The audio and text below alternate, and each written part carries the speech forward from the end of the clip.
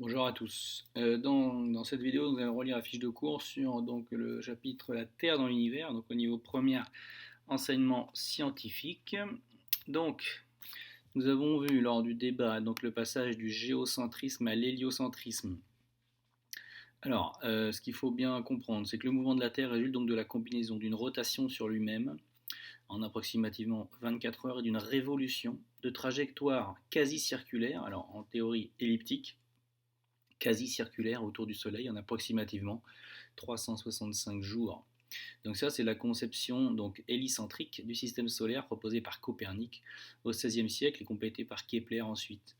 Ce modèle est le résultat de plus de 2000 ans de questionnements jalonnés de controverses. Donc ce qu'il faut retenir aussi là-dedans, c'est qu'en fait la science, elle ne s'est pas faite en 5 ans, elle s'est faite en plus de 2000 ans avec des questions jalonnées de controverses, c'est-à-dire des gens qui étaient dans l'erreur, et ça a été prouvé quelques années, quelques siècles plus tard, et c'est comme ça que la science a avancé, hein. Donc tout ça c'est pas fait en 5 ans, ça a mis plusieurs dizaines de centaines d'années pour arriver à l'état actuel de la science. Donc c'est pour ça qu'on dit jalonné de controverses, ça n'a pas été un parcours lisse.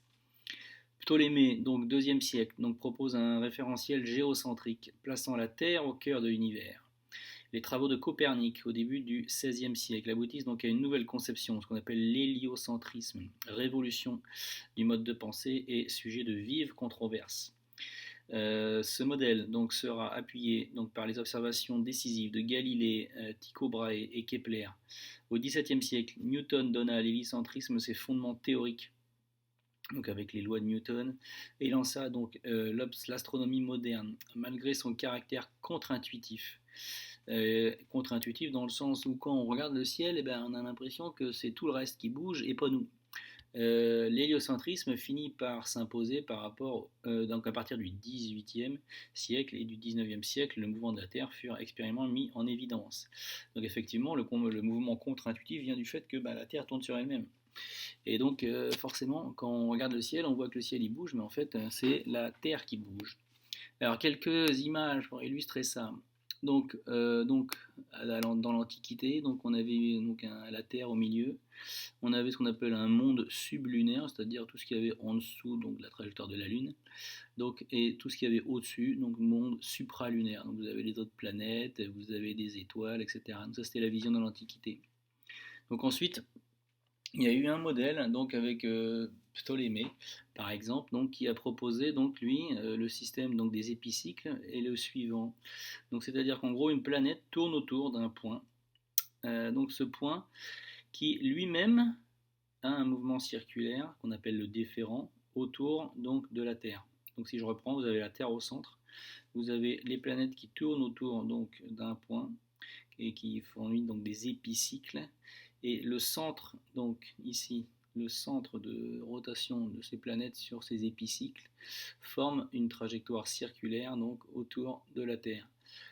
C'est comme ça qu'ils pouvaient expliquer par mouvement de la planète par rapport à la vue de la Terre, par rapport à la relativité du mouvement que vous avez vu en seconde, ils essayaient d'expliquer les mouvements qu'ils voyaient dans le ciel. Ensuite est arrivé entre autres Copernic, lui qui a proposé un modèle héliocentrique. Hélios c'est le soleil et centrique au centre, donc on met le soleil au centre et on met les planètes autour du système solaire, dont une des planètes qui est la Terre. Ensuite Galilée il est arrivé avec sa lunette entre autres, et il a découvert le principe d'inertie que vous avez vu en seconde. Donc je rappelle, le principe d'inertie, tout corps persévère dans son état de repos ou de mouvement rectiligne uniforme si les forces qui s'exercent sur lui se compensent. Aujourd'hui, le système solaire, avec ses 8 planètes en orbite autour du Soleil, donc bien sûr les échelles ne sont pas respectées, sinon ça c'est une vue artistique on va dire, la Terre ici, le Soleil, et vous avez les 8 planètes du système solaire. Alors quelques repères historiques. Alors si vous prenez différents manuels, vous verrez que sur les flux qu'on vous proposera, il n'y aura peut-être pas toujours les mêmes noms. Donc pas la prétention d'être la seule possible. Ici, vous avez au 3e siècle avant Jésus-Christ, vous avez Aristarque de Samos qui décrit le mouvement des objets célestes à l'aide d'un modèle héliocentrique. Donc ça c'était mais déjà avant Jésus-Christ. Ptolémée en 150, donc après Jésus-Christ. Donc lui, il décrit la Terre immobile au centre du monde, c'est le modèle géocentrique. Donc ça a été admis, vous voyez, jusqu'à à peu près 1540. Et dans ce cas-là, vous imaginez l'inertie qu'il y a eu, là, il y a presque 1500, 1400 ans. Donc quand Nicolas Copernic publie De la Révolution aux orbes célestes, traité donc soutenant le modèle héliocentrique, vous imaginez les controverses qu'il y a pu avoir, entre autres, avec l'Église à l'époque qui pensait bien entendu donc le modèle géocentrique. Il y a eu de nombreuses exécutions pour des thèses scientifiques. Ensuite, 1838, Frédéric Bessel donc apporte une preuve irréfutable de l'héliocentrisme, la mesure donc de ce qu'on appelle la parallaxe annuelle d'une étoile. Donc ça, c'était c'est une des preuves donc irréfutables. Donc c'est une mesure donc de la parallaxe donc sur une étoile, donc c'est une mesure géométrique par rapport à la position de la Terre, de l'étoile et du mouvement de la Terre. Alors je rappelle, la Terre elle a un double mouvement, ce qu'on a vu au-dessus, rotation sur elle-même et révolution autour du Soleil. Ensuite, comprendre l'aspect de la Lune, c'est la deuxième chose que vous avez à savoir dans ce chapitre. Donc on vous dit, tout comme les planètes, la Lune est un astre qui n'émet pas de lumière. Elle diffuse simplement la lumière qu'elle reçoit du Soleil. On peut donc seulement voir sur Terre, la partie de la Lune éclairée par le Soleil et observer les différences qu'on appelle les phases lunaires. Donc ça dépend donc de la position relative donc de la Lune, du Soleil et de la Terre, avec une période de 29,5 jours. En gros, il y a 29,5 jours entre deux pleines lunes. La Lune est le satellite naturel de la Terre. Son mouvement résulte d'une combinaison d'une rotation sur elle-même, donc en 27,3 jours, et d'une révolution quasi circulaire autour de la Terre en 27,3 jours. La particularité, donc vous imaginez, donc il y a une rotation de la Lune sur elle-même en 27,3 jours et une rotation donc de la Lune autour du Soleil en 27,3 jours. Donc cette particularité, il y a à peu près la même durée, ce qui explique pourquoi l'égalité des deux périodes, cette égalité explique pourquoi la Lune présente toujours la même face. Si vous regardez la Lune donc de chez vous le soir, vous verrez que vous verrez toujours les mêmes cratères. Donc ça c'est lié au fait que la durée donc, de rotation est la même approximativement que celle de la durée de révolution. Donc une image ici donc pour vous faire comprendre ça, que vous avez normalement déjà vu au collège.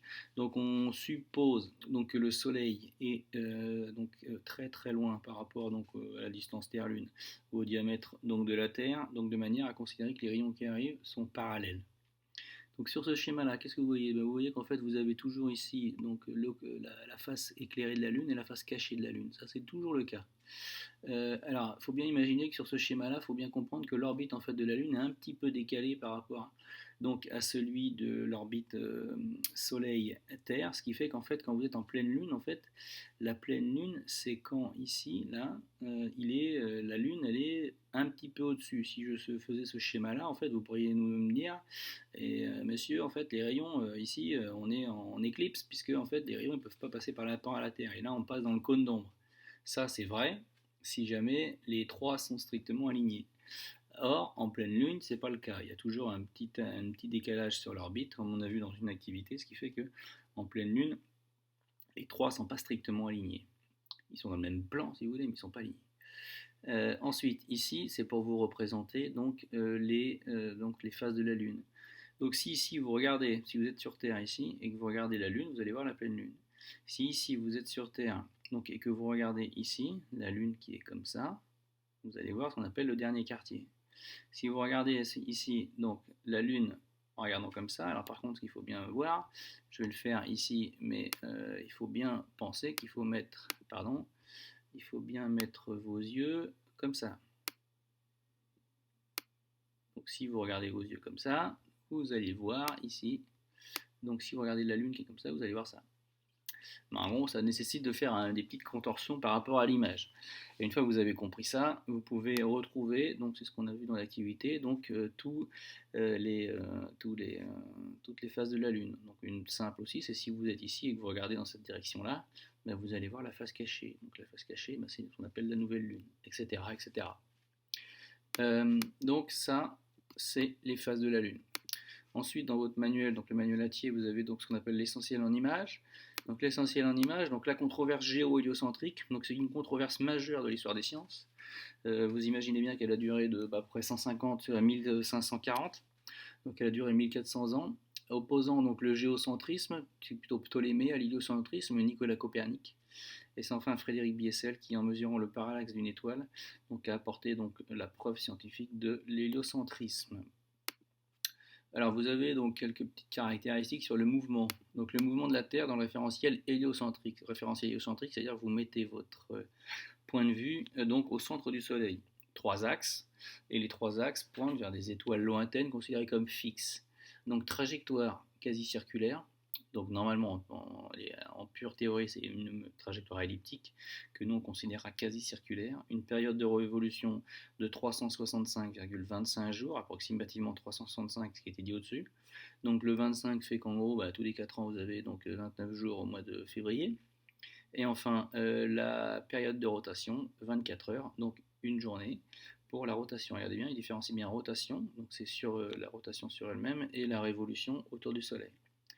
Mouvement de la Lune dans le référentiel géocentrique. Donc le référentiel géocentrique, c'est-à-dire qu'on place ici donc nos yeux au centre donc, de la Terre, et on place les 3 axes. Donc les axes sont les mêmes que le référentiel héliocentrique, c'est-à-dire 3 étoiles lointaines, considérées comme fixes, trajectoire quasi circulaire, période de révolution autour d'elle-même et période de rotation, donc qui sont ici les mêmes, 27,3 jours.